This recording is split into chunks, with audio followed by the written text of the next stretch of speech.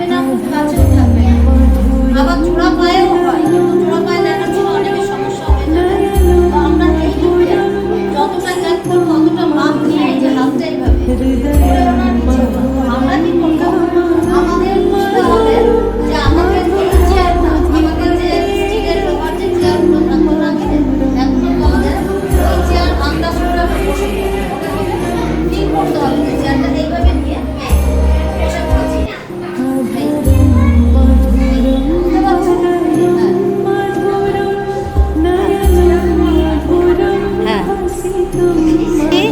এটা হলো উৎকটাসনা। কেউ সামনে ঝুঁকবে না, ঝুঁকবে না, পুরো যা 1 2 3 4 5 6 7 8 9 10। হ্যাঁ, বাহ, এটা আছে উৎকটাসনা। এটা হচ্ছে যে পা জোড়া থাকবে, পা জোড়া থাকবে, হাতটা মোটামুটি থাকবে, হাতটা জোড়া পা।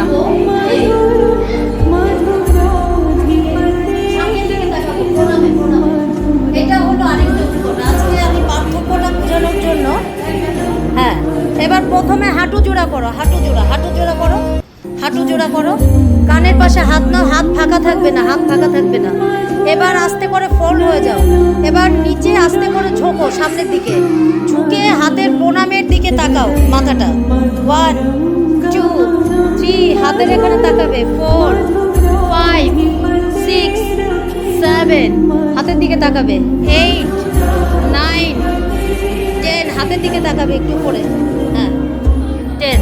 দাঁড়াও দাঁড়াও দাঁড়াও দাঁড়াও, হ্যাঁ বাহ, এটাও উৎকটাসনা, এটাও উৎকটাসনা। হ্যাঁ, তো আজকে আমরা কি বুঝালাম,